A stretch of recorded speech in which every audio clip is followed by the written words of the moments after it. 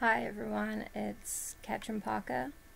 This is not a Twilight Life or Death video. I will be getting back to them. But for my birthday, I was gifted a very special book.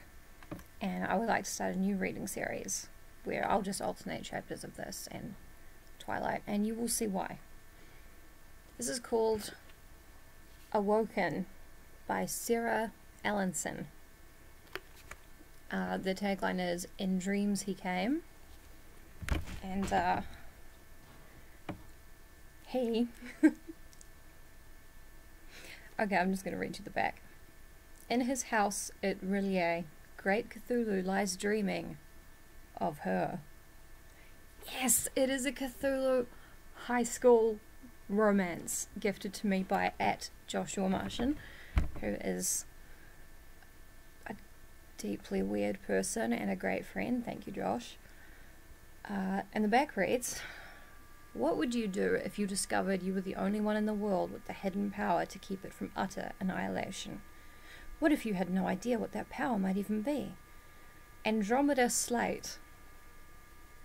Because of course, the self-proclaimed most ordinary girl in America, of course, can't figure out why the gorgeous but mysterious new boy at high school seems to hate her so much.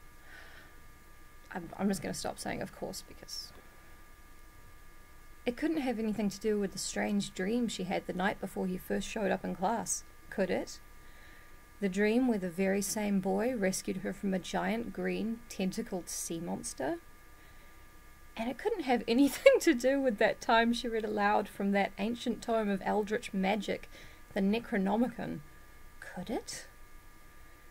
Andy Slate never imagined she'd find herself in a situation where somehow she was the key to saving the world. Her life is about to get a whole lot less ordinary.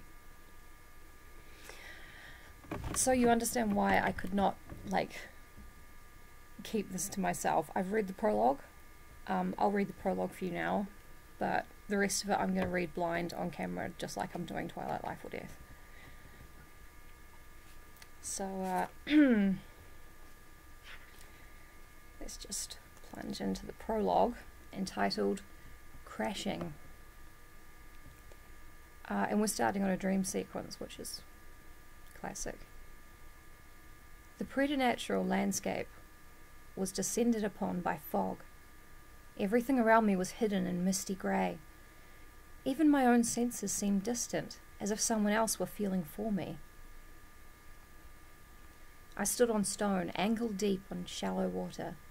The smell of the sea wafted in from far away. How did I get here? And where was here? I couldn't remember anything. Not my family, my friends, my home, my dark past, or my murky future. Not a thing but my name. Andromeda, I named myself quietly. The word was louder than I thought it would be, breaking through the deep silence. The mist cleared slightly, as if listening, and stony ruins seemed to stretch on around me for miles. A new sound joined my echoing voice, the sound of waves crashing over rocks. Crash! It's in italics. Now in the foggy distance I could see tall, crumbling towers. A pale sun hid behind the cloudy sky, and beyond the cliff's edge, just in front of me, I gasped for a moment, so it's not one of those 5-minute gasps, was a drop into the raging ocean. 500 feet? 1,000? I'd never been good at distances, but I knew the fall would kill me.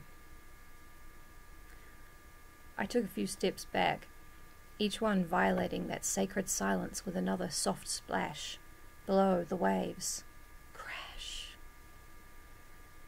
A cold wind slammed into me from across the sea, knocking me further away from the cliff's edge onto the ground.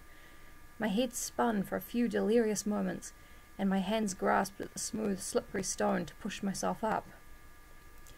Gwer Fitagen Josp Silm So Dawia. I looked around for a moment. Nothing but the ruins around me. Then where was that murmuring coming from? Christ, there's more of it. Josp Sem Fagen or Jam Cthulhu Gerder Si Di Ia. I gasped. It was impossible. My heart pounded relentlessly in my chest. The stone itself was whispering. I better not be raising any sexy Cthulhus by reading this out loud. It's the last thing I need. Fatagan nor farm Cthulhu gader si di ia. Fin glui ya miglu naf Cthulhu rilye waga nagal fatagan.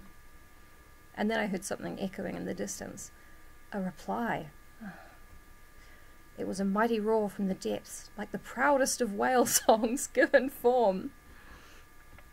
Gerdar iskio jak te ira.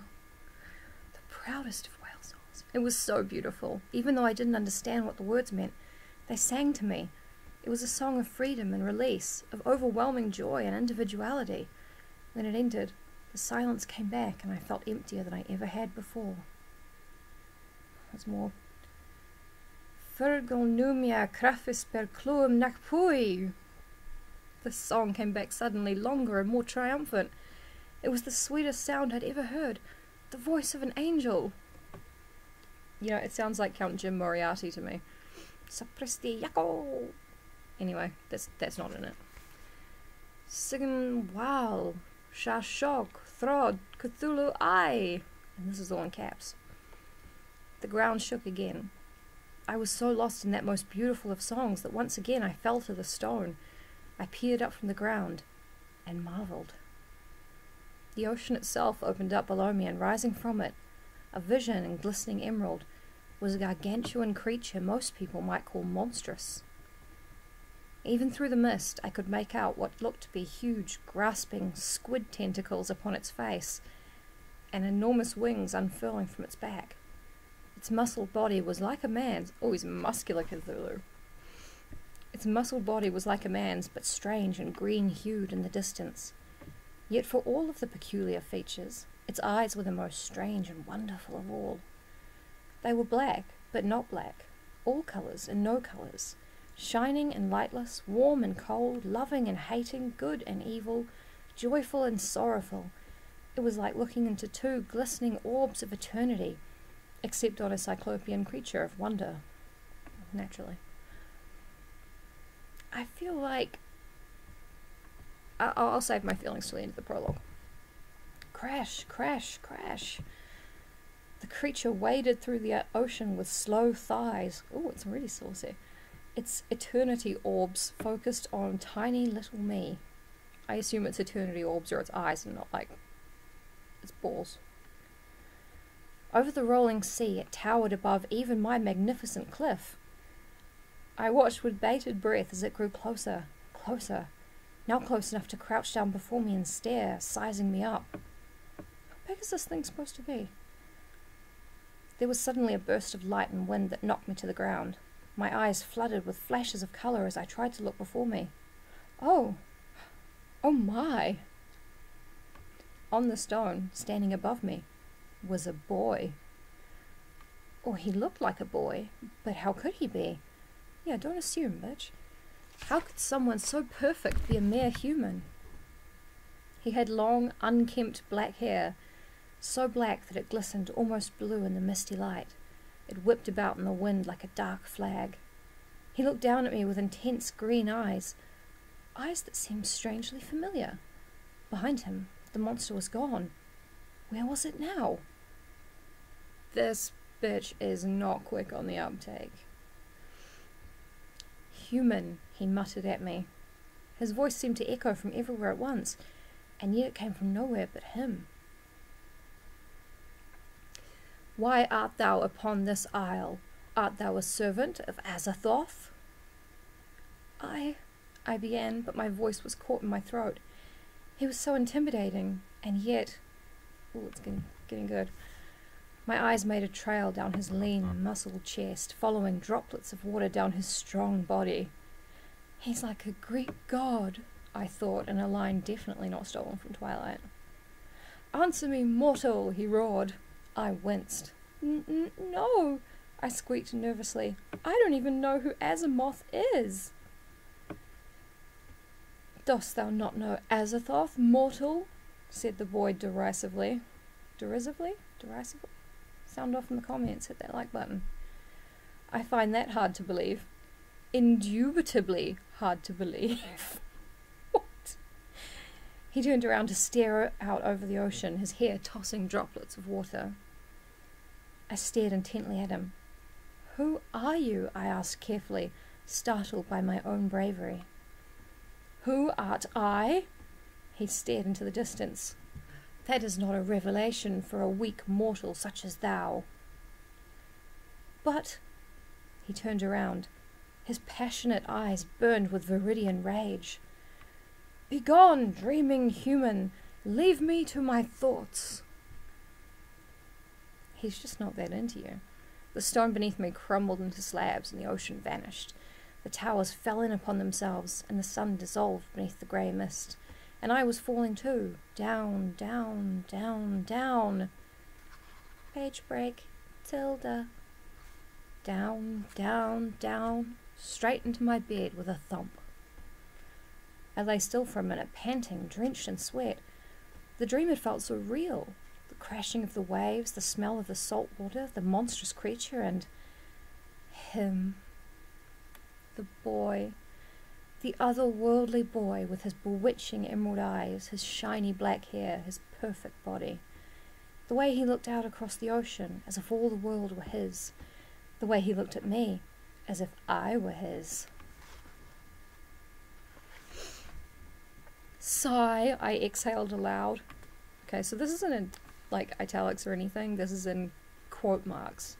So she's saying the word sigh. I just feel like this should be noted. I knew why I'd had that dream, of course. It was because of my stupid, awful name. Andromeda. Ugh.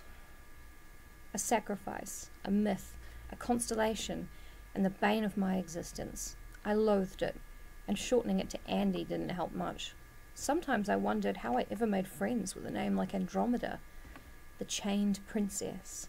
Only a hero could rescue her from the terrible monster of the deep. So that's what I thought then. My dream had been about that handsome hero vanquishing the Leviathan, saving me from certain death. But I was wrong. So very, very wrong. The dream wasn't just a dream. It was a vision. Because names don't matter. Names give you... Oh, names don't just matter. Excuse me. Names give you ... destiny. That is it for the prologue. So... Okay, so this is the bit that I've already read. The next chapter I will be going into completely blind. And I hope it doesn't have any more Secret Cthulhu language in it, but if it does, so be it. Awoken, Serra Elinsen. Take the journey with me. Hopefully I'll have a new chapter of Twilight Life or Death up pretty soon.